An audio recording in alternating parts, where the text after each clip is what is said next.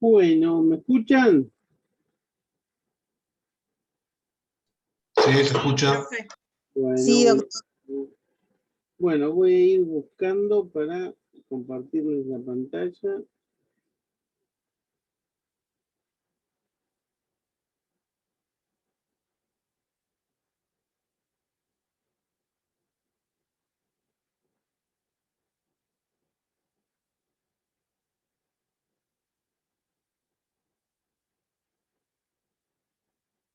Bueno, ya podríamos arrancar, ¿no? Porque creo que estamos en un número aceptable, 18, y ya arrancamos la clase. Bueno, se escucha bien, entonces.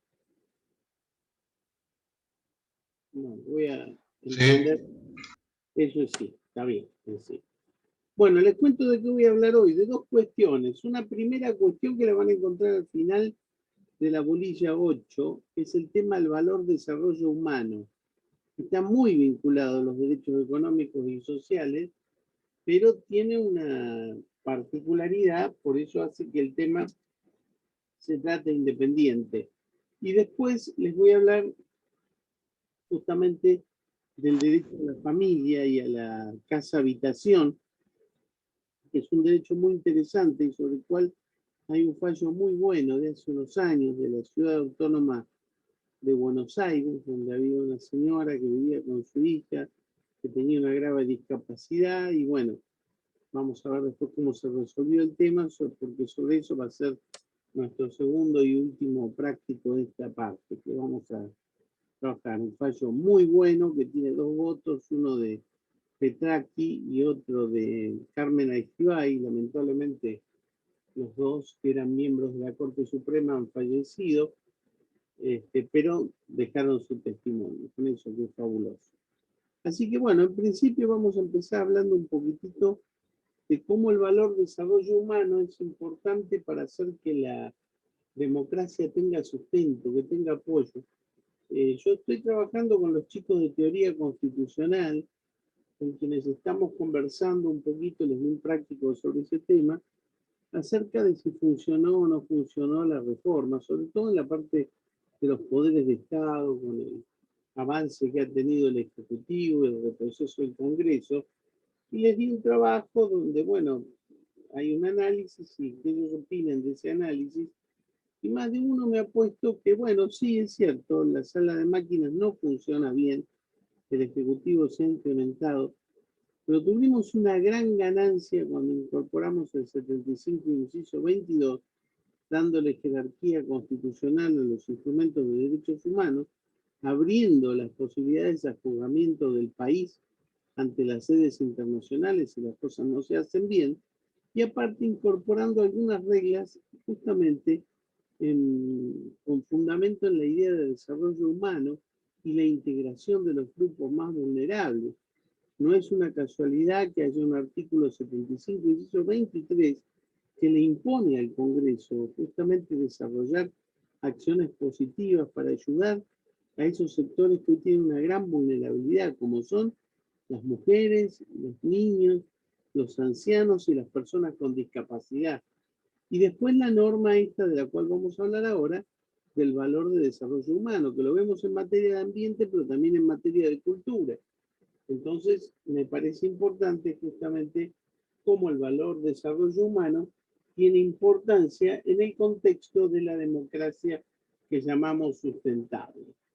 Como preliminar, entonces vamos a decir que la reforma del 94, con esto les digo, hay cosas malas y cosas buenas, estas son buenas, incorporó la expresión desarrollo humano y provocó un cambio importante en el techo ideológico de nuestro sistema, porque eso es lo que nos diferencia de un mandato liberal o un mandato conservador. Yo no soy ajeno a la idea de que los actores políticos muchas veces funcionan como si no tuviéramos constitución, o como si la constitución dijera exactamente lo contrario a lo que se hace. Bien, pero nosotros estamos acá para aprender cuál es el diseño, inclusive deseado por los constituyentes, que de alguna manera era también deseado por la sociedad en esta valoración, Y ese diseño lo tenemos que llevar adelante. Lo primero para llevar adelante es que nosotros aprendamos que el diseño está ahí, y después que aprendimos que el diseño está ahí, conversarlo con la ciudadanía para que todos sepamos el tipo de diseño que propone la Constitución y cómo se puede desarrollar adelante, con todas las herramientas. Y ahí volvemos a la definición que yo doy siempre de derechos humanos, que no solo involucra el derecho, sino también la garantía. Y ahí funcionan los abogados como ejes de las garantías para que se cumplan los mandatos de la Constitución.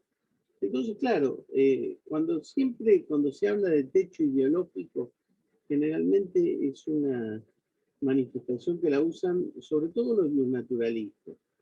El techo ideológico es la justicia divina, es aquello que está aunque la ley no esté, entonces una norma si no es justa no vale. Y entonces generalmente los autores naturalistas siempre hablan del techo ideológico, que es generalmente el pensamiento que ellos tienen, y lo imponen como techo ideológico o lo proponen como techo ideológico de la Constitución. Pero si uno sabe buscar, va a encontrar que la Constitución define un techo ideológico, que en el caso de nuestra Constitución es la democracia social, claramente, por las cosas que dice. Entonces, este techo ideológico, vamos a ver, que impone la Constitución, se integra primero con un núcleo ideológico y valorativo que tenemos que ubicar dentro de los nuevos valores que se aportan al texto fundamental, todas las cuestiones que se vincularon con la reforma, medio ambiente, consumidores, etcétera, etcétera, etcétera. Primero, la reforma jerarquizó a los instrumentos internacionales e incorpora los incisos 19 y 23. El 23 se lo expliqué recién, ¿bien? Que es el que da la orden de protección a los sectores más vulnerables.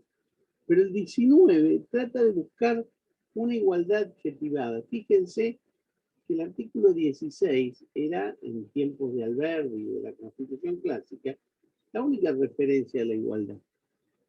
La igualdad es la base del empleo público y del acceso en los empleos, porque se hablaba de una igualdad formal. O sea, las formas dicen que todos tenemos el mismo derecho en iguales circunstancias. Bien, pero eso generó un desarrollo. A la igualdad formal, que es todos somos susceptibles de tener derechos. Andá y buscalo. Bien, todos tenemos la posibilidad de agarrar la pera del árbol. Pero si la pera está muy alta y yo no tengo escalera ni la fuerza para sacudirlo, nunca voy a tener una pera. O me voy a tener que esperar, quedar esperando que venga el viento a ver si se cae una pera y la puedo agarrar. Entonces hoy tenemos una igualdad adjetivada, que es la cláusula del nuevo progreso, que es el artículo 75.19. ¿Qué se pretende hacer con ese 75.19? Justamente, ¿dónde está la cláusula de progreso? Entre las atribuciones del Congreso. Bien, antes la cláusula de progreso era convertir a los indios al catolicismo y buscar la inmigración europea. Un claro diseño capitalista. Hoy, bueno, tenemos que desarrollar las potencialidades de nuestros conciudadanos, proveyendo desde las instituciones, desde lo institucional, el marco más adecuado para lograrlo. Bien, si no alcanza con la legislación, que hagamos legislación para desarrollo humano, tendremos la reglamentación, que son el marco que tiene el poder administrador, que es el poder ejecutivo. Bien, y si no, la regulación, o sea, intendentes, gobernadores, cómo generan planes para establecer, por ejemplo, hoy en alta pandemia, cómo buscan la vuelta los intendentes, los gobernadores, para ver si compran vacunas, o para ver, más allá del desastre, de la, digamos, poca previsibilidad que se pudo haber tenido, dejemos eso de lado. Pero todos tratan de alguna manera, hasta por una razón de supervivencia, de diseñar políticas. Hasta tenemos, no sé quién decía, que fue un programa de televisión, que tiene este muchacho que hace las películas, que es un aviador tan crítico de la aviación nuestra, que es actor también, que bueno, él pone a disposición su avión para buscar vacunas, y que no hay ningún problema. Entonces, legislación, reglamentación, regulación, ¿qué se impone en realidad? La intervención directa de la autoridad para efectivizar la protección. Las acciones positivas, entonces, presuponen una intervención directiva, que es la legislativa, y directa, que es la administrativa de ejecución. O sea, que el Congreso habilite los dineros del país para hacer hospitales, pero que el Ejecutivo los construya y que los gobernadores y los intendentes liciten sin robar. Entonces, si todo eso funciona equipadamente, ¿por qué? Porque más allá de eso, no vamos a creer en que el Congreso haga leyes de hospitales porque hay una empresa constructora de hospitales que está presionando, ni que el Ejecutivo los construya porque hay otra empresa que dice queremos que se hagan acá, o que quien provee los medicamentos ya esté con las garras listas para vender a precios altísimos porque el proveedor es el Estado.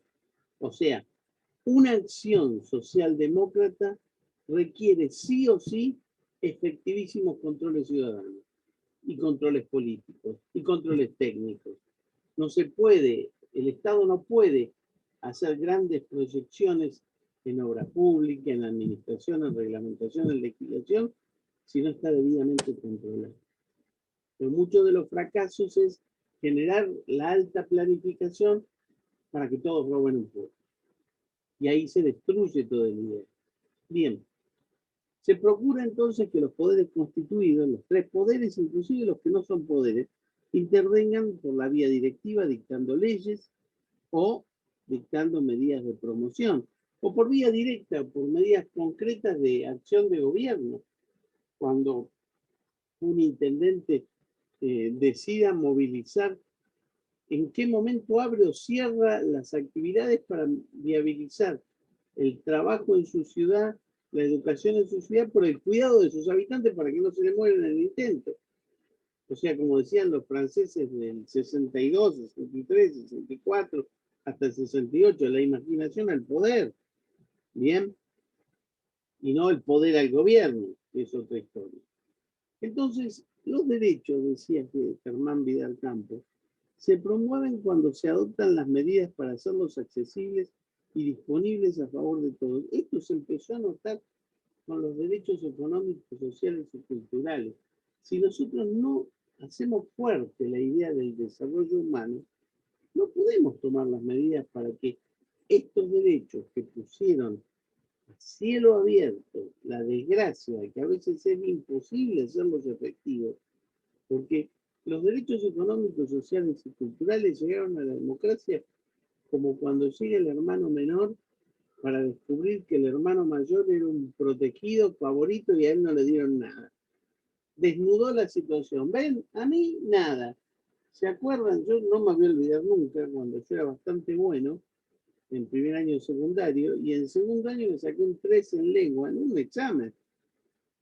Me cagaron a pedo, no me dejaron ir a fiestas por 3, 4 días o meses, no me acuerdo. Me tuvieron al trote hasta que levanté la nota. Bueno, mi hermano, cuando empezó el secundario, se la llevó toda, menos gimnasia se la llevó toda. Al otro año se llevó 6. Y yo la tuve que escuchar a mi vieja, que decía, ¿viste? Que estudiando te llevas nada más que 6 materias. Entonces yo decía, la puta que lo parió. ¿Qué pasa? Entonces, para que este tipo de cuestiones no pasen, no, igual, de todas maneras, mi vieja siempre la tiene clara. Vos estudiás porque tenías ganas. Tu hermano había que ponerle un palo en el traste para que se siente a estudiar. Y así lo saqué a los dos buenos, dice la vieja, que es una tana de Sicilia y todavía ella dice que la mayoría de edad se cumple a los 99 años para ella. En definitiva, ¿qué les quiero decir con esto? Que los derechos se promueven cuando realmente adoptamos las medidas para hacerlos accesibles. O cuando una madre sabe que uno de los hijos necesita más fuerza por un lado y el otro más fuerza por otro lado, porque de esa manera los dos se realizan. Pero hay que tener la inteligencia de saber cuáles son las medidas para que los derechos se hagan accesibles y disponibles. ¿Y cuál es el éxito de la democracia? El mayor diálogo, la mayor discusión, el mayor debate. Porque el capitalismo, cuando nos integra en lo que es capital concentrado y grandes producciones, siempre le digo lo mismo, nunca como ahora hubo tanta riqueza en el mundo, pero nunca como ahora estuvo tan concentrada. Yo lo amo a Paul McCartney, pero tiene más plata que 100 Jiménez juntos.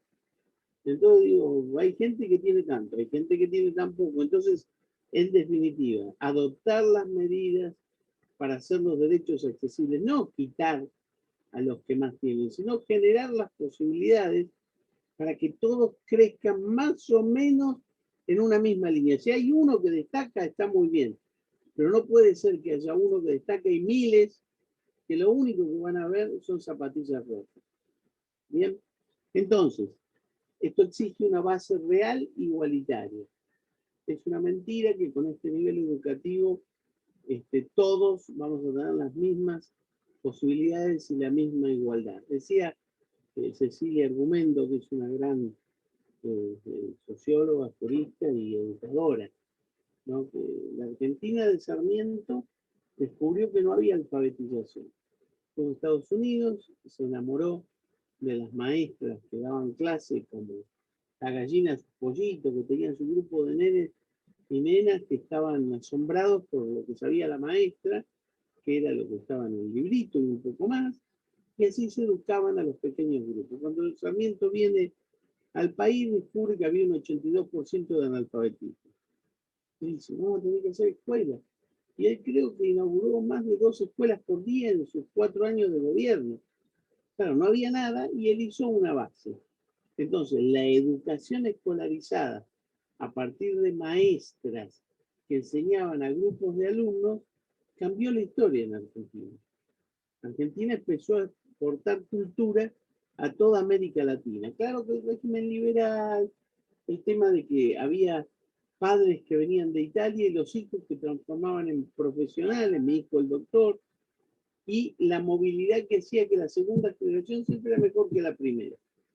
Claro, llegó un momento, a principios del siglo XX, donde nos empezamos a dar cuenta que los niños no eran tan afectos a leer libros, sino que estaban más enganchados con leer revistas.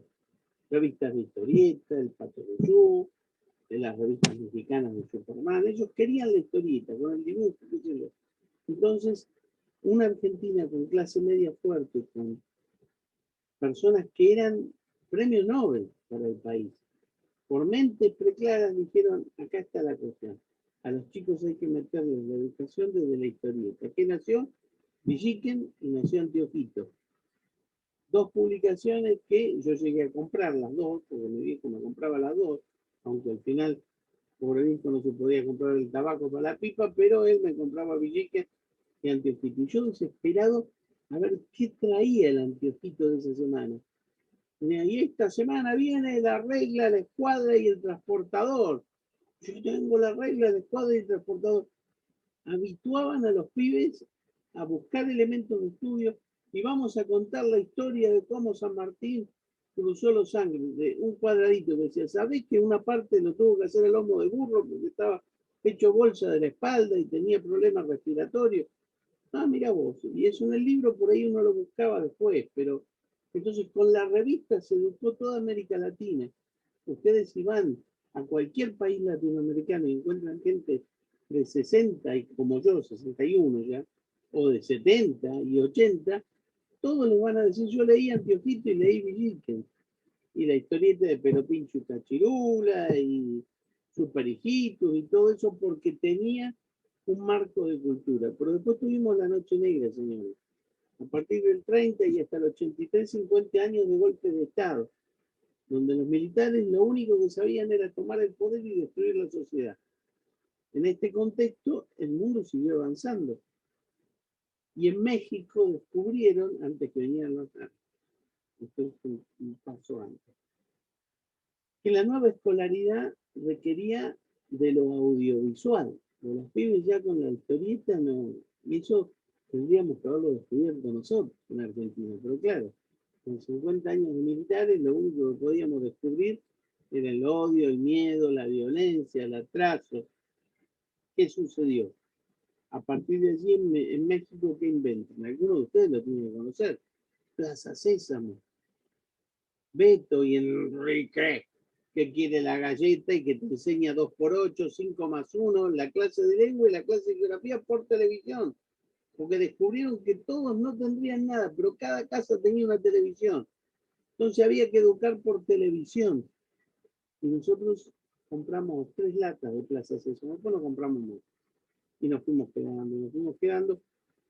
Y la sociedad mundial descubrió que la nueva forma de educación tenía base en la informática. Ya nosotros estábamos absolutamente perdidos. Yo recuerdo cuando Dualde era gobernador de la provincia de Buenos Aires. Profe, Y perdón, yo soy del 87, ¿eh? Y también leí Villiquen, Anteojito, Genios, también en esa época. me rescato todavía. Sí, yo Genio se la compré a mi hijo, pero no estaba tan enganchado. Me dice, quiero un ebook. Pero Era divertido porque traían la Villiquen y la Anteojito, traían los libros coleccionables que se armaban las bibliotecas. Entonces siempre querías tener el libro que iba saliendo. bueno, a mí me pasaba eso. Yo leía los libros de Salgari, la edición de libros de Villiquen, Tom Sawyer, Percy Wynne, de los Apeninos a los Andes, tantas cosas que hoy ya no se leen. Pero, ¿qué les digo yo? Si no hay planificación, no hay desarrollo, no hay crecimiento, hay atraso. ¿Qué pasó cuando, discúlpame que te escuché lo que me dijiste, pero me había perdido porque fui un poquito para atrás? El tema es que se empezó a descubrir que con el instrumento, la herramienta de la tecnología virtual, uno podía achicar al mundo y podía tomar cursos en otros países y conocer otras personas desde la virtualidad para después conocerlas en lo presencial. Entonces, hay que aprender computación, por lo menos. Claro, la provincia de Buenos Aires no tenía plata para comprar computadoras en las escuelas públicas. Entonces, ¿qué hicieron? A cada alumno le daban una computadora de cartulina donde tenían dibujadas las teclas, una imagen como si fuera la televisión. Todos los chicos trataban de aprender con el diseño de una computadora, pero sin computadora. Y ahí iban los pibes de las escuelas públicas con las computadoras de cartulina. Claro, las grandes escuelas importantes, privadas, no tenían eso, tenían computadoras en serio y servicio de internet con alta capacitación. Entonces, uno encontraba una escuela como, por ejemplo, esta la Northern Hills o alguna otra importantísima de Mar del Plata, que hacía un acuerdo con los pibes de Malvinas, acuerdo escuela con escuela, y lograron que un grupo de chicos de uno de estos colegios pudiera ir a las Malvinas, y el grupo de Malvinas vino para acá en intercambio, todos ellos decían, conocimos a los de Malvinas, y no, que no, son las Falklands, pero bueno, se conversaba. Y los de la escuela 557.000 del barrio Hipódromo, que decían, no, y yo ando con la computadora de cartulina viendo dónde están los números. Entonces, ¿qué pasó? La posibilidad de educación generó desigualdades, porque los que estaban en la escuela pública empezaron a andar para atrás como los cangrejos, y los pocos de la escuela privada a desarrollarse de manera de élite. Lo que debía ser educación para todos pasaba a ser educación para algunos. Tardíamente se empezaron a dar cuenta, entonces por ahí con el gobierno de Cristina Kirchner se entregaban notebooks que si uno no aprobaba tenía que devolverlas, que no estaban mal, aunque decían, Cristina, gracias por la computadora. Bueno, esas cosas a veces no las podemos evitar en los políticos, aunque son bastante malas. Pero bueno, tardíamente se empieza a tratar de generar una conectividad, pero lo que no podemos hacer es parar la desigualdad. El 80% de los niños argentinos son analfabetos cibernéticos. Por más que terminen el secundario, van a tener muy poquitas posibilidades para el desarrollo en el trabajo del siglo XXI, lo que es gravísimo. Nosotros tenemos que ir un montón para atrás. ¿Vieron cuando uno va para atrás, pero porque quiere arrojarse hacia adelante? Para buscar esto del desarrollo humano en serio. Porque yo, que soy un hijo de la escuela pública, que fui al colegio del Estado y después fui al Nacional Mariano Moreno y a la universidad pública, tuve la posibilidad de hacer mis posgrados en la Universidad de Cambridge en Inglaterra, la Universidad del País Vasco en España, ser profesor visitante en España, en Italia y en Perú, gracias a la universidad pública que también me dio el doctorado. Hoy a mis hijos los tengo que mandar a la universidad privada, a la a la escuela privada secundaria a mi hijo y mi hija a la universidad pública. Bien, ¿qué les quiero decir con esto? La cosa no funciona porque mi hijo tiene clases virtuales y presenciales y la va cambiando. Muchos otros pibes de escuelas que son públicas están perdidos, ya llevan 2 años perdidos. Pero claro, a veces hay que sacar las cuentas, mejor vivir ir a la escuela y morir, o matar a los padres. Ya nos matan de disgusto cuando no quieren estudiar. Yo toda la noche tengo que leer con mi hijo a las patadas porque no quiere leer. Pero ¿a qué voy? Disculpen la perorata. Base real, igualitaria, en serio. Si no, no se puede llegar a la idea esta de que yo les digo el techo ideológico. Bien, entonces, hay que eliminar por debajo de ese nivel básico cuanto hay de obstativo a que toda naturaleza hace que impida que se consiga disfrutar y ejercitar una equivalente libertad, que sea real y que sea efectiva. Esto obliga al Estado, sobre todo, como hacen los italianos.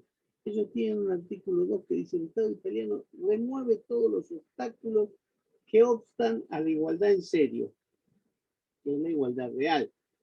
Todo obstáculo impeditivo de la libertad e igualdad de oportunidades y de la participación de todos en la comunidad. Esto es un liberalismo de solidaridad social, que es lo que a mí me gusta. El Estado social y democrático de derecho. Yo particularmente no abogo ni por un Estado totalmente cubierto por el Estado, ni por un Estado totalmente liberal. No creo en esos modelos, pero más allá de mi creencia, la Constitución instituyó un modelo socialdemócrata. Hay que explicárselo a todos los políticos para que la lean y la entiendan. Se trata entonces de un liberalismo de solidaridad social, donde quiera que haya o pueda haber una necesidad, una diferencia o una minusvalía, ahí hay que reforzar la promoción de la igualdad real y los derechos humanos. Bien, esta nueva impronta del constitucionalismo social se consolida con la reforma del 94, con el deber del Congreso de promover, esto dice el 19, lo conducente al desarrollo humano, al progreso económico, pero con justicia social. ¿De qué vale el progreso económico de saldar la deuda si el costo es hambre para todos? Progreso económico, sí, con justicia social. Ahora no podemos mirar para atrás, pero habría que ver cada uno de los que concertó deudas impagables y las gastó como si fuera plata de ellos, ¿por qué se hacen esas cosas? Después hay que pagarlas entre todos. O aprovechar esta pandemia para buscar un diseño en el que los países pobres puedan empezar a crecer, porque nuevamente, si el mundo no tiene a los países pobres que trabajan, no desarrolla su imperio de ricos, no vayan a pensar. Tenemos que generar productividad de la economía nacional y generar el empleo y formación profesional de los trabajadores. Nada que esté pasando hoy. La única excusa que puede poner este gobierno es que hay pandemia. El gobierno anterior no tenía la excusa de la pandemia. Bien, es que al Estado le cabe el deber de elegir las acciones tendientes a optimizar los resultados que hagan posible el desarrollo de la persona humana, que es a donde vamos, señores, en sociedad y el progreso económico dentro de un marco de equidad. O sea, de nada va a servir que dentro de 10 años nuestros estándares de progreso económico sean bárbaros si hay equilibrios sociales que nos matan de vergüenza. Todo el mundo habla del milagro de Portugal, que pudo manejar su deuda, la va a pagar a muchos años, le permitieron un desarrollo, pero nadie advirtió el terrible aumento de tarifas, servicios básicos. La gente se empobreció, el Estado está mejor, pero la gente está peor.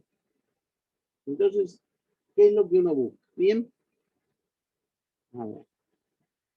El inciso 19 del artículo 75 completa la que se llama cláusula del progreso a través de una variada serie de postulados que entroncan mayoritariamente con las bases de lo que se llama el constitucionalismo social. A ver, El 75-19 da directivas macro, directivas generales. Le digo porque esto está en la Constitución. Por ahí ustedes hoy descubren, fíjense lo que dice la Constitución. Dice esto. O algunos dicen nada más la propiedad privada, otros dicen la propiedad comunitaria aborigen. Muy bien, pero olvidemos por un segundo el tema de la propiedad. 75-19. ¿Cuáles son las 4 patas que hacen a las directivas macro? El modo de desarrollo, que tiene que ser equidad. El Congreso tiene que instalar conceptos de desarrollo, pero con equidad. De un federalismo igualitario. Esto es el federalismo de concertación, haciendo regiones, permitiendo que los estados provinciales hagan tratados internacionales, que los estados provinciales puedan comprar vacunas si es necesario. Una educación gratuita, pero también amplia. Defensa del patrimonio cultural. Acá lo de la educación gratuita y amplia, primero, que nadie diga que ninguna persona que va a un colegio privado, que por lo general tiene subsidio estatal, diga que la gratuita es gratuita, porque uno paga la educación, entre comillas, gratuita con el impuesto público. O sea, no hay educación gratuita. Hay educación que no pagan los chicos, que son chicos, que pagan los padres cada vez que pagan un impuesto. Bien, entonces, esto de la educación gratuita debe ser amplio, porque debe ser para todos los sectores. Y debe haber una defensa del patrimonio cultural que adentro del concepto de medio ambiente, el artículo 41 dice que el ambiente integra también el patrimonio cultural, que puede ser defendido por todos. Mi amigo Andrés Gil Domínguez siempre decía que existe la acción popular, que es la acción que puede interponer cualquier ciudadano cuando el patrimonio cultural está en riesgo. Por ejemplo, si mañana quisieran con un tractor sacar la pirámide de Mayo, una persona que está en Salta podría hacer un amparo para que un juez lo impida, porque es parte del patrimonio cultural. Acá con esto del patrimonio cultural hubo una gran discusión, porque a veces se dice, para que el patrimonio cultural sea protegido debe haber por lo menos una norma que así lo establezca. Esto se discutió en tiempos de la segunda presidencia del presidente Menem, cuando él siempre buscó esta idea de reconciliación sobre la base de perdones a los militares. Él fue el gran promotor de los indultos, no solamente a los genocidas, sino también a Firmenich, a aquellos vándalos de izquierda que tiraban bombas. O sea, él perdonaba a todo el mundo para tratar de buscar la reconciliación. Y en un momento dice, sería bueno demoler la ESMA, donde se hicieron tantas torturas, que hoy en el Museo de la Memoria, para hacer ahí un parque de la memoria que reivindique a todos.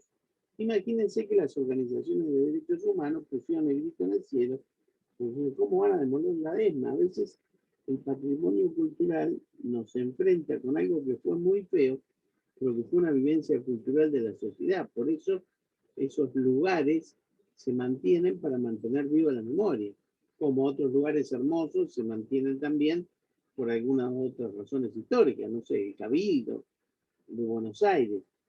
Sucedió que cuando se estaba por generar este emprendimiento, ustedes saben que la ESMA está en uno de los lugares más caros de la ciudad de Buenos Aires, ¿bien? En una zona cerca de la 9 de julio, es un lugar muy, muy espectacular y muy caro los terrenos ahí, ¿no?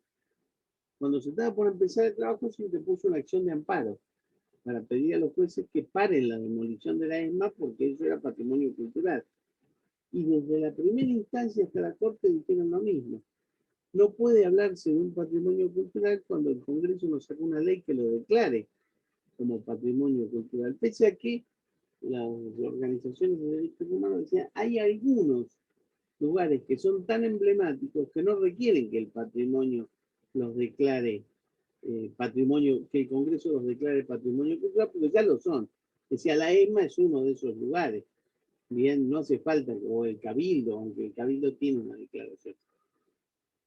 Pero la Corte terminó diciendo, no es patrimonio cultural. Pero ¿saben cómo lo salvaron ahí los 5 miembros entonces de la Corte? No, ya eran 9. Los 9 miembros dijeron, vamos a preservar este lugar porque puede ser objeto de prueba en los juicios de reivindicación con los militares genocidas. Por esa razón, la Corte mantuvo en pie a la ESMA, preservándola por algún futuro posible juicio, menos mal. Pero después ya se internalizó la idea de que el patrimonio cultural no solo es aquel que la ley establece, sino aquellos que son tan importantes que requieren esa caracterización. Lo que se hace ahora es cada vez más que el Congreso va determinando cuando determinados lugares son del patrimonio cultural argentino. No sé, las cataratas del Iguazú, que hoy, por ejemplo, son una de las 7 bellezas del mundo. No sé. Bien. El valor desarrollo humano, que es del que estamos hablando, actúa como un centro de confluencia que requiere para ser operativizado, o sea, no sale así nomás la idea de desarrollo humano, que operen en conjunto los componentes que yo les conté recién.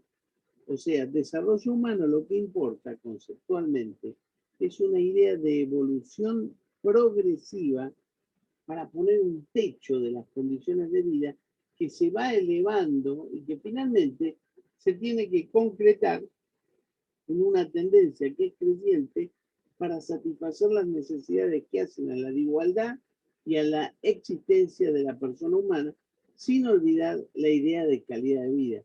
Como cuando vimos el derecho a la salud, ¿no? Si hablamos de desarrollo humano, no es solamente la cura, no es solamente curar ante el daño en concreto, sino generar las condiciones para no enfermarnos. Una sociedad fuerte es una sociedad saludable, con chicos bien alimentados que no se enferman, con chicos vacunados que no se contagian. Bien, entonces la calidad de vida hace al desarrollo humano y por supuesto a la dignidad de la persona humana. Y esto va a tener que ver con las condiciones del entorno en que la vida misma transcurre. Entonces, si nosotros tenemos un entorno con tanta desigualdad, ahí es donde nos tenemos que dar cuenta que estamos tan lejos de llegar a la idea de desarrollo humano. Eso no quiere decir que no nos pongamos la meta de lograrlo, porque es muy importante. El desarrollo humano entonces aparece para el constituyente, con todos los que hicieron la reforma, como un equivalente en medio ambiente al desarrollo sustentable. Ustedes saben que en medio ambiente se cambió la idea de desarrollo, porque yo para cambiar el ambiente, como acá se cambió el concepto de lo que es el recurso natural, cuando ustedes estudien la materia de derecho de los recursos naturales y el medio ambiente, van a ver que quizás ya cuando ustedes lleguen entre un año o dos, no se use más la clasificación. Pero cuando yo estudié la carrera y llegábamos a derecho agrario, minero y medio ambiente, se decía, bueno, el medio ambiente trata de los recursos. Y los recursos de la naturaleza pueden ser renovables o no renovables. Y estudiamos la lista de los renovables, los no renovables, y siempre decíamos, un recurso no renovable, por ejemplo, el petróleo. Cuando matemos al último de los dinosaurios, diría Susana Jiménez, que está vivo, no vamos a tener más petróleo. Cuando se acaben los últimos huesos de aquellos dinosaurios extintos, no va a haber más petróleo. Entonces es un recurso no renovable, porque se termina y se terminaron. Otros son renovables, por ejemplo los bosques. Uno puede talar un bosque, pero después, como los árboles tiran semillas, crecen otros árboles. Claro, cuando la capacidad del ser humano de talar bosques es tan grande, uno puede en 15 días talar un bosque y aunque las semillas quedan en el piso, el primer viento las vuela y donde había un bosque queda un desierto. Entonces, hoy no podemos hablar más, por la capacidad que tiene el hombre de desarrollarse sobre los bienes de la naturaleza, de recursos naturales renovables y no renovables.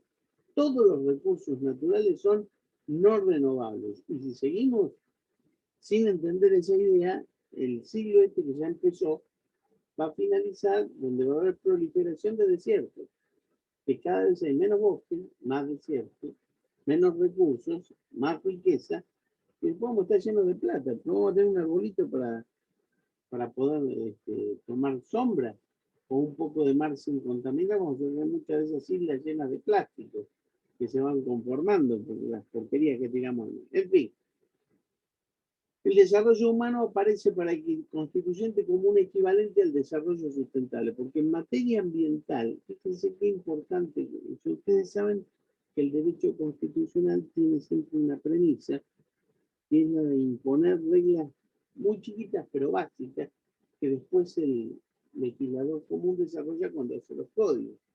Por ejemplo, el artículo 17 impuso una premisa que dice la propiedad es inviolable. Con eso, y el artículo 14, que habla de libertad de comerciar, contratar, cumplir los contratos, Vélez Sarsfield hizo un código civil fabuloso, porque tenía las ideas liberales de cómo debía ser la sociedad en ese momento.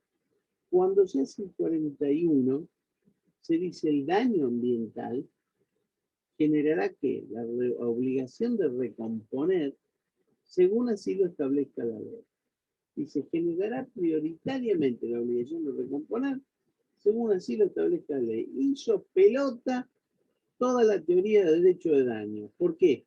Porque cuando ustedes estudien daños, derecho de daño de las obligaciones, van a ver que el daño genera en primer lugar la obligación de indemnizar.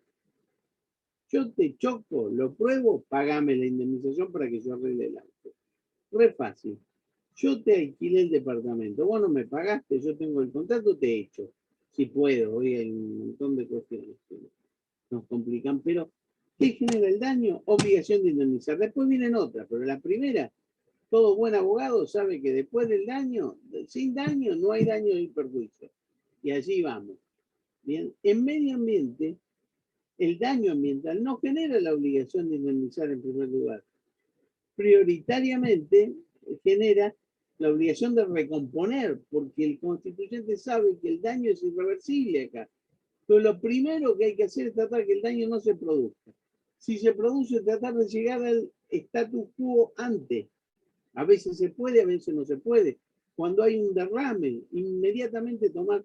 Ustedes saben que todas las petroleras tienen que dejar en caución unos lo que se llaman superfondos que se utilizan cuando se produce un desastre.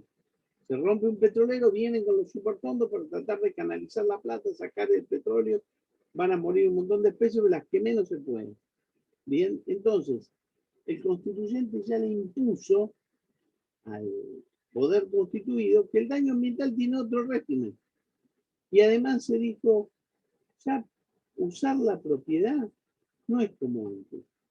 Yo no puedo instalarme en el parque industrial y hacer una industria de químicos, así como así. Yo tengo que probar que si yo hago mi industria, la generación que viene va a poder hacer la misma industria en las mismas condiciones. ¿Qué es esto? El estudio previo de impacto ambiental. Si yo soy un comerciante y quiero hacer tal actividad, voy a tener que ir a la municipalidad para que me dé la habilitación, esto que lo otro, a provincia, pero según la entidad de mi emprendimiento, provincia, municipio o nación, me tienen que dar el certificado de aptitud ambiental. Les digo a ustedes que van a ser abogados, si es especialista en este tema, ya tienen trabajo seguro, porque el que no tiene el certificado lo va a tener que tener un tiempo prudencial. Y más allá de eso, todos van a tener que contar con estas certificaciones. El que se especialice en esos trámites seguro va a tener trabajo. ¿Pero a qué voy yo? El desarrollo humano aparece para el constituyente como un equivalente al desarrollo sustentable. Yo tengo que tener cuidado con qué salud le doy hoy a los pibes, porque no quiero viejos sin dientes, descerebrados, que se hacen pis y todo lo demás. No, quiero ciudadanos bien conformados para que tengan menos problemas de salud, tomen menos medicamentos y tengan menos curaciones porque tuvieron una calidad de vida mejor, que es una modalidad de desarrollo sustentable de las personas.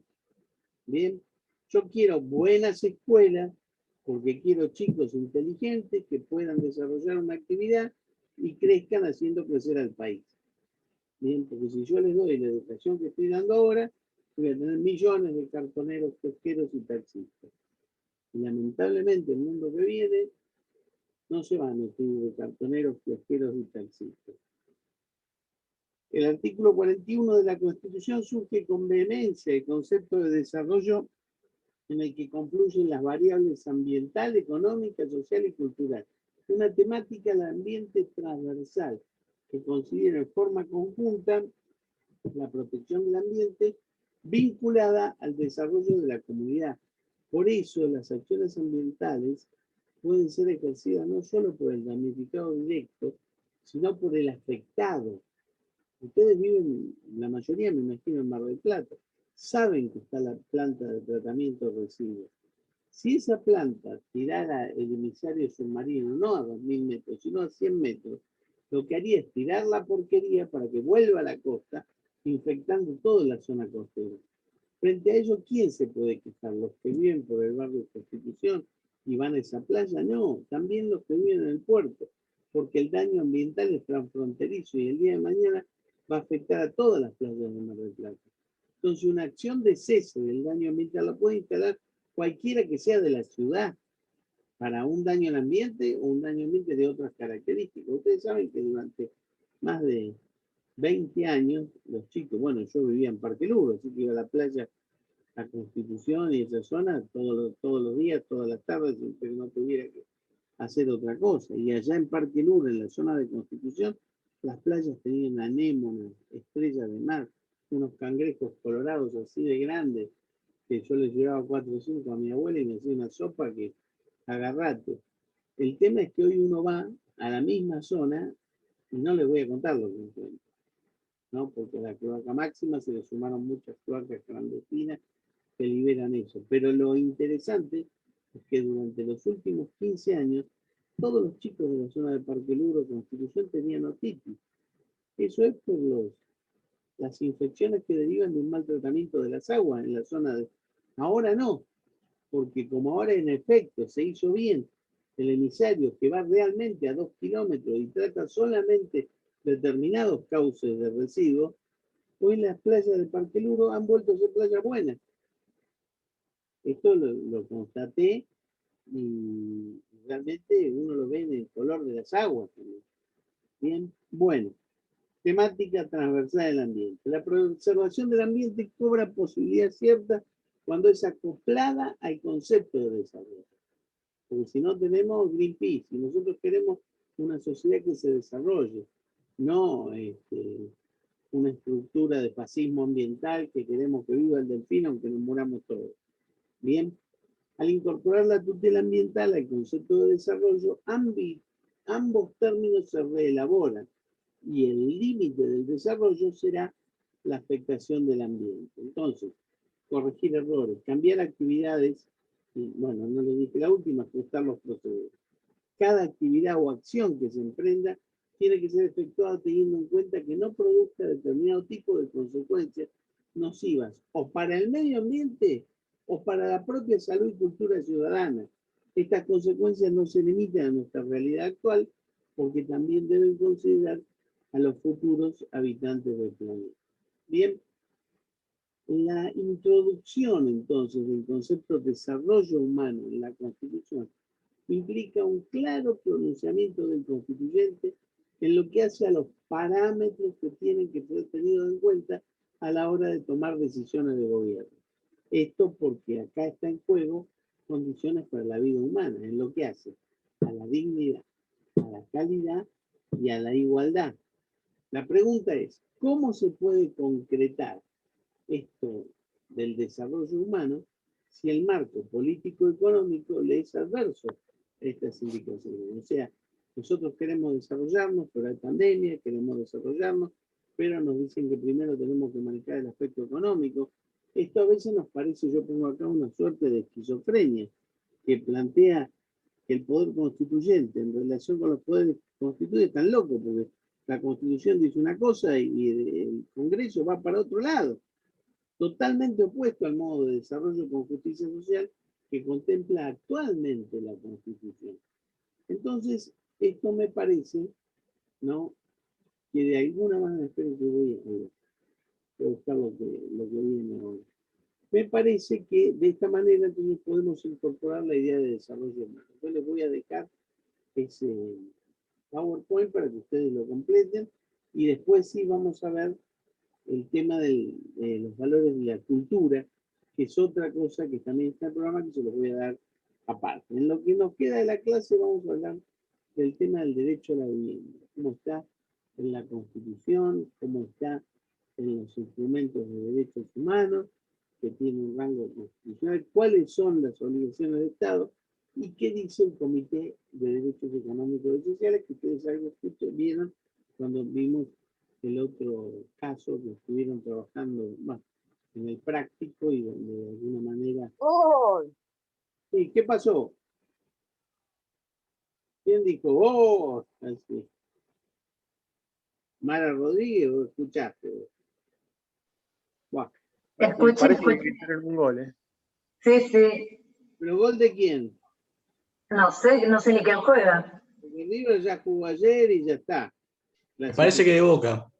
Buah, que se vaya. Estoy escuchando a mi viejo. Decirle a tu viejo que ni se acerque a la clase. No. ¿Qué vamos a hacer? Bueno, si quiere que se quede, pero le digo que siempre hay tiempo para... escuché hoy el institucional de los 120 de River. Qué va. Bueno, sigamos. Hay un caso contra el gobierno de la Ciudad de Buenos Aires de amparo, que yo le voy a dejar el fallo, pero además le voy a dejar un breve resumen de contenido, porque les voy a pedir acá un pequeño práctico en este tema. ¿Qué pasó acá? Una madre que vivía en la Ciudad Autónoma de Buenos Aires, en situación de calle, promovió una acción de amparo porque tenía un hijo menor de edad que tenía encefalopatía crónica no evolutiva, o sea, si bien no iba a ser más importante, el chico ya tenía una seria discapacidad que le impedía prácticamente el habla y le impedía la mayor cantidad de los movimientos, ¿bien?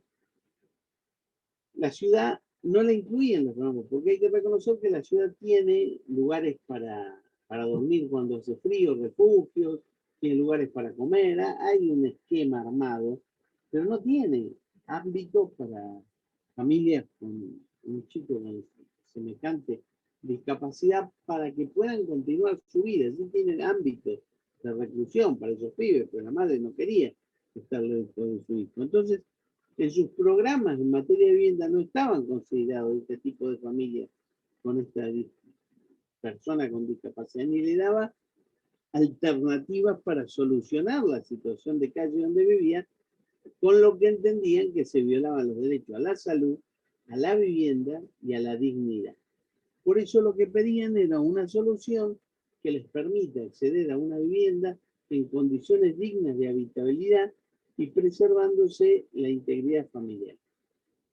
Cuando el caso llega a la Corte ya había una medida cautelar que le garantizaba el acceso a una vivienda, que era un subsidio para un alquiler.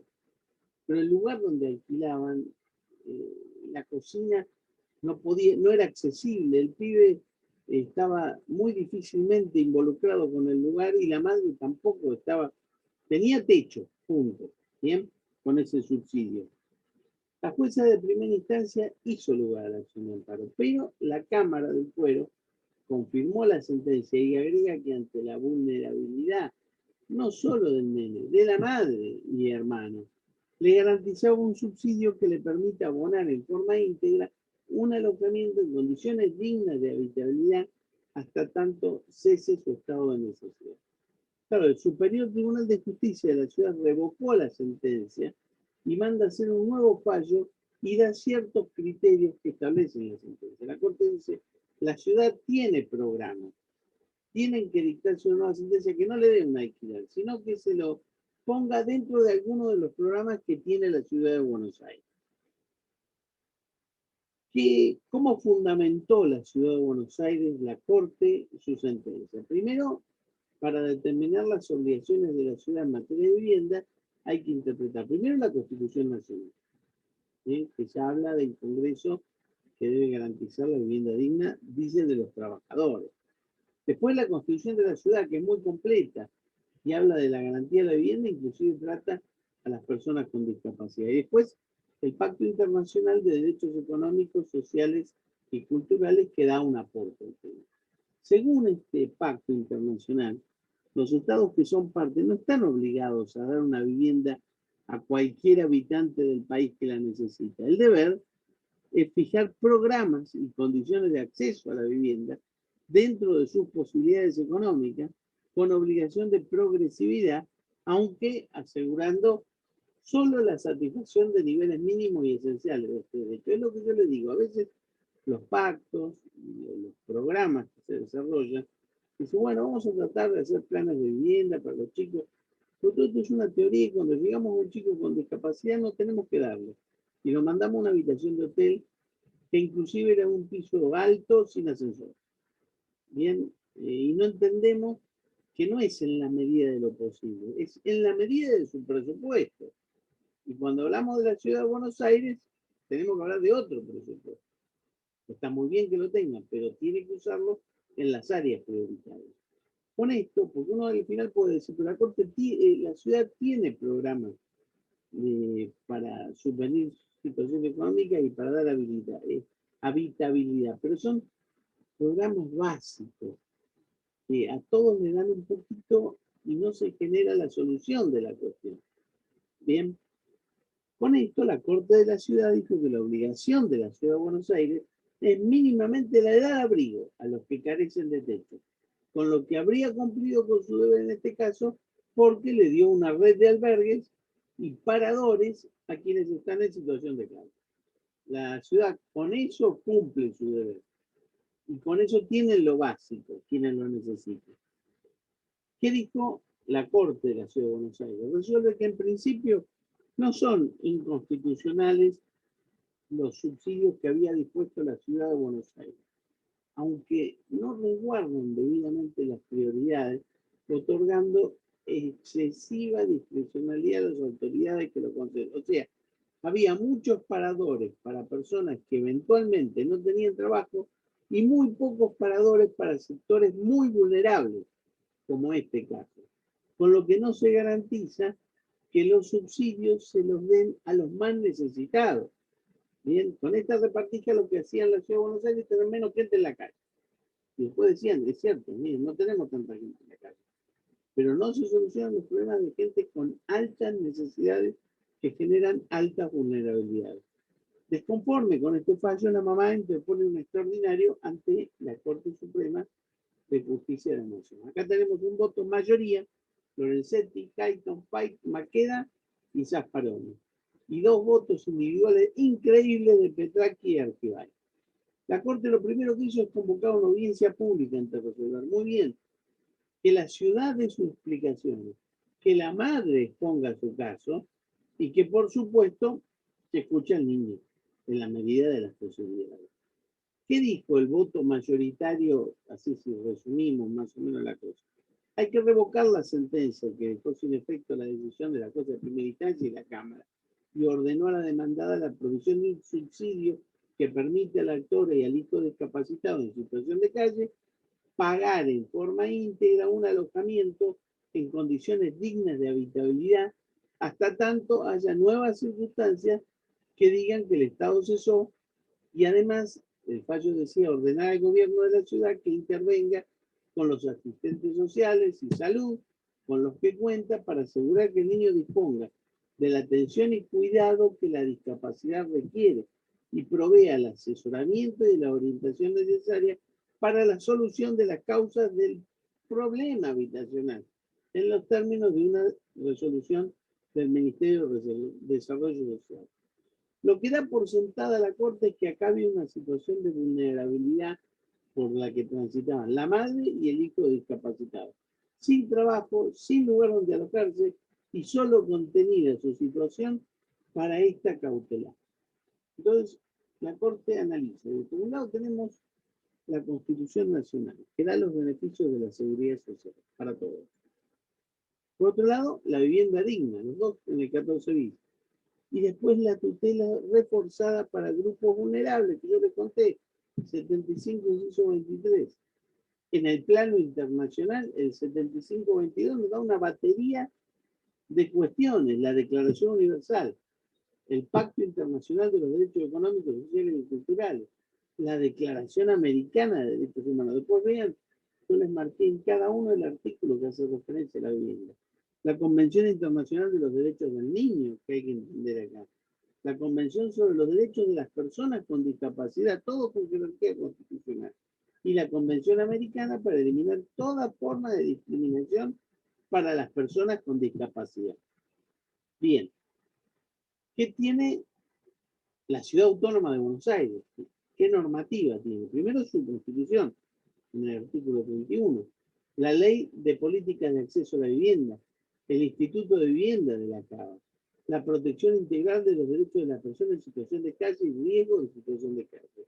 El programa de apoyo habitacional para asistir a las personas en situación de calle alojadas en hoteles y el programa de atención a las familias en situación de calle. Vean que todos los casos atienden a personas en situación de calle, pero no a personas con alto grado de vulnerabilidad que están en situación de calle, lo que es muy diferente. Estos derechos y deberes no son meras declaraciones, dice la Corte. ¿Saben por qué puede decir esto? Porque la futura condenada, que era la ciudad de Buenos Aires, no era una provincia pobre, era un distrito muy rico. Entonces podían hacer valer en este distrito las condiciones de los instrumentos. O sea, con más dinero se puede hacer más acción. Garantizar es mucho más que abstenerse de adoptar medidas que pudieran tener repercusión en este caso. O sea, yo me abstengo de tratar mal a estos pibes, pero no les doy nada.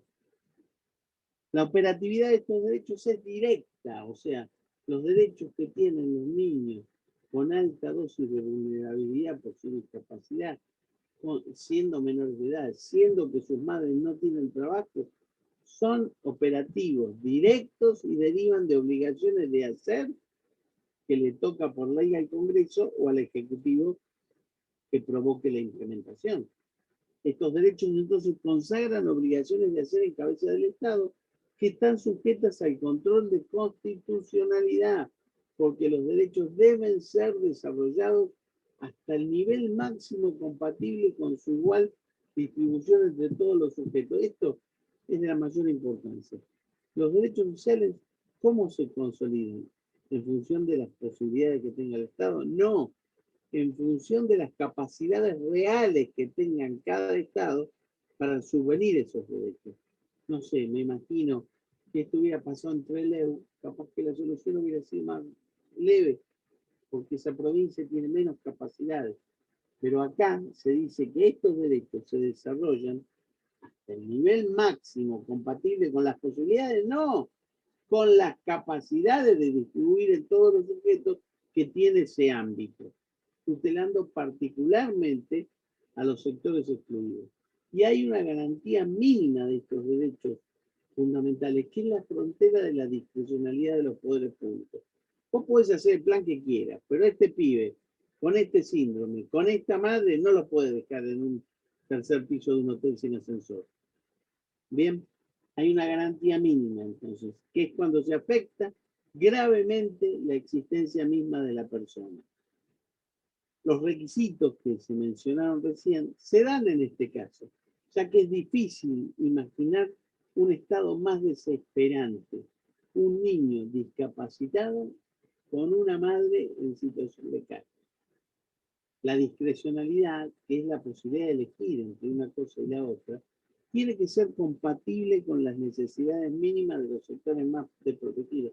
El Estado de la Ciudad de Buenos Aires no puede decir, yo elegí, vamos a darle calle a los que están sin laburo para que pasen la noche. Cuando el chico es discapacitado, bueno, no llego hasta acá. Eso no lo puede hacer. Bien.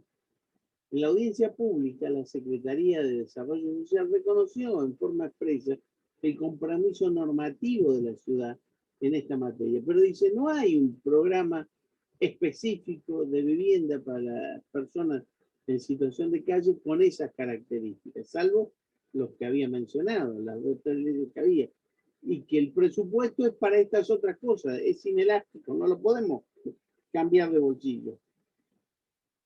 Respecto al presupuesto inelástico que la ciudad dice, nosotros ponemos la plata para los programas que están en marcha, no podemos cambiar. La Corte dice lo que dice el protocolo facultativo del Pacto Internacional de los Derechos Económicos, Sociales y Culturales y el Comité de los Derechos Económicos, Sociales y Culturales de las Naciones Unidas, que dice que estas medidas tienen que ser adoptadas hasta el máximo de los recursos disponibles para desarrollar progresivamente estos derechos. Los estados partes, o sea, Argentina, Buenos Aires dentro de Argentina, tienen el deber de proteger a los miembros de los grupos más desfavorecidos o marginados de la sociedad, inclusive cuando hay graves limitaciones de recursos. Acá no solo se violó el derecho a la vivienda de esta señora, sino que el caso involucraba a un niño discapacitado que necesita atención permanente y una madre en situación de calle, lo que impone evaluar la situación de esa persona con discapacidad y atender el interés superior del niño. Es muy bueno leer cómo lo explica Argibay, cuando explica los detalles de lo que era ese niño y cómo era tratado. La intervención del Estado entonces debe ser por eso adecuada, o sea, una erogación que sea idónea, que si no puede superar, que por lo menos pueda paliar la situación en cuestión en la medida de lo posible. O sea, cuando le dieron la plata para que se consiga un hotel, que la madre que hizo, inmediatamente fue a buscar el hotel más barato para tener algo de presupuesto. Tendría que haber venido una persona del área social que diga, vos necesitas este lugar, con estas características o lo más parecido a eso. Las medidas dispuestas hasta la fecha, dice la Corte, son insuficientes, no garantizan el cuidado del niño en cuestión, por lo que se impone la intervención del Estado con asistencia social en forma integral y en equipos multidisciplinarios. O sea, además de la señora tiene que tener derecho a una casa, el nene tiene que tener derecho a una serie de cuidados especiales. La acción tiene que garantizar la subsistencia y el cuidado del niño, facilitando la superación de la emergencia habitacional y, si es posible, la emergencia de salud, sin perjuicio de las decisiones políticas discrecionales, vuelvo a decir, la posibilidad de elegir una entre varias. Los poderes públicos tienen a entender a las que son garantías mínimas indispensables para que una persona sea considerada como tal en situación de extrema vulnerabilidad. O sea, fíjense qué importante que un abogado pueda agarrar un caso de esto y hacerlo llegar a la Corte, para que la Corte diga todo lo que tiene que decir, porque después cada chico que está en la calle que necesita una ayuda tiene todo este precedente para abogar en su cabeza. Yo no digo que sea fácil, muchas veces no sale, pero yo les vengo a contar un caso que salió. A ver, ¿qué se dispone en el fallo? Primero, que la ciudad intervenga con sus equipos de asistencia social y salud para asegurar que el chico tenga la atención y cuidado que su estado de discapacidad requiere y su madre asesoramiento y orientación para solucionar el problema habitacional y garantice hasta que eso ocurra un alojamiento en condiciones edilicias adecuadas a la patología del niño, contemplando su inclusión en algún programa de vivienda en curso o futuro para solucionar en forma permanente esta situación que es excepcional. Y hasta que eso que se cumpla, por supuesto, se mantenía como mínimo la medida cautelar. ¿Qué dice Santiago Petracchi? Que vota lo mismo, pero con sus propias palabras. Primero reconoce que la ciudad implementó varias políticas públicas en materia de habitacional, pero no hay un programa específico de vivienda para la situación de calle, que no tienen un mínimo para entrar en el programa. Los programas se limitan a ponerle magros subsidios por breves plazos y esto teniendo la disponibilidad de que haya lugares libres en estos refugios y que no pueden ser los refugios equiparados a una vivienda. Esta contención que dice Petracchi es exiguo, no modifica la realidad de desamparo del actor y su hijo, y en estas condiciones, el gobierno de ciudad no cumple con la obligación de implementar razonablemente el derecho a la vivienda digna en este caso. La ciudad no integró en sus políticas públicas a esta población que representa mayor grado de vulnerabilidad para que se procure un lugar donde vivir. Uno puede decir, bueno, otros lugares no hacen políticas públicas. La ciudad hace políticas con los albergues, pero la Corte le dice, no alcanza, usted no está resolviendo el problema de los que más necesitan. Esta es una grave omisión constitucional de parte de la ciudad. Petracchi también dice la carencia de recursos no puede justificar incumplir la Constitución Nacional ni los tratados cuando hay en juego derechos fundamentales de estas características. El Estado, cuando establece sus prioridades, no puede dejar desamparados a personas que tienen extrema vulnerabilidad. Se lo voy a dar al borracho que se gastó toda la plata, no tiene donde vivir, andar a dormir la mona de albergue, y a una persona que tiene un hijo discapacitado ya no hay más lugar, chicos, ustedes no. Esto no implica que tenga que actuar más allá de sus capacidades económicas reales. La Corte hubiera entendido que no tenía dinero, pero lo que pasa es que la ciudad lo estaba usando para otra cosa. ni que tenga en cuenta la limitación de recursos cuando hace las políticas públicas, sino que le pide un balance, señores. No puede ser que una cosa tan excepcional no haya encontrado solución.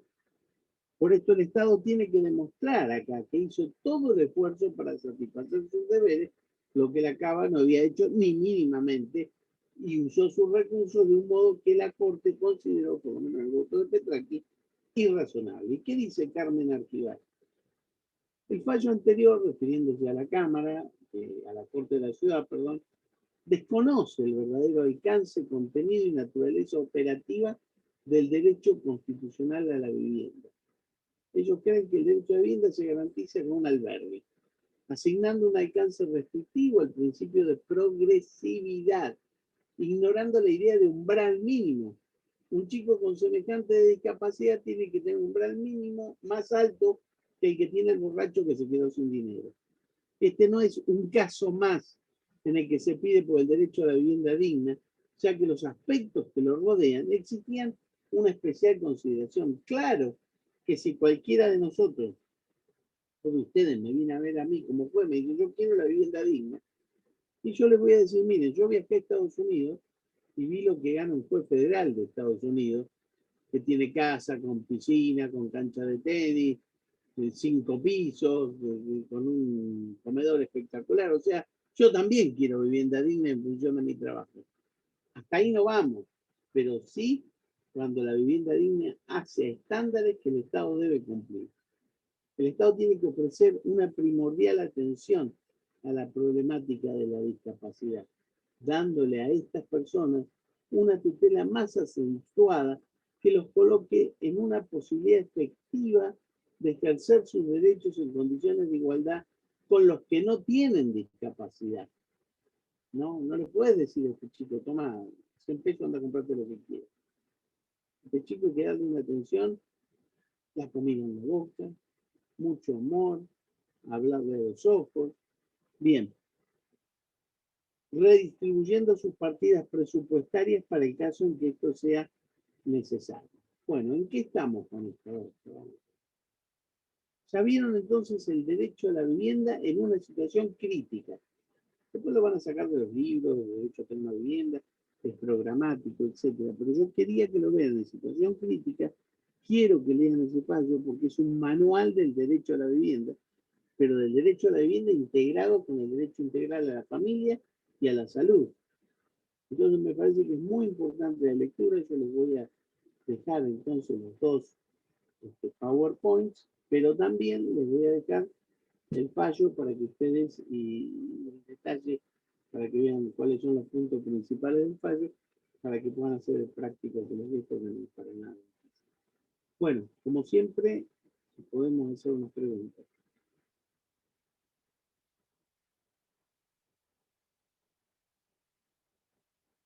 Algo que me quieran preguntar si tengo plata, que les voy a decir que no, o alguna tengo, pero ya me la sacó mi hija. Así que por ahí tienen alguna otra pregunta en la que los pueda ayudar. Lo estoy tratando de hacer, entonces cada clase vamos poquito a poco llenando los distintos puntos del programa. De todas maneras, hay algo que no se puede abordar, siempre les vamos a dejar el texto para que puedan ir leyendo. Bien. Bueno, si no me van a preguntar nada, me voy a descansar. Se ríen, me quedaron 28, bastante bien, 28. Hay que ver los que dejaron la careta ahí puesta y se fueron, pero hay unos cuantos que están, que por lo menos tienen cara. Bueno, chicos, descansen, cuídense que la cosa está fea. Déjense de poder con las fiestas esas prohibidas, que ya cuando esto acabe van a poder hacer muchas fiestas permitidas. No se hagan antivacunas, pónganse la que venga, cuando venga, y si les pega una gripe se lo van a sacar. Pero si no, por eso no. Bueno, a descansar entonces. ¿Estudiaron un poquito? Gracias, igualmente. Gracias, profe. Muchas gracias, profe. Gracias, profesor. Gracias.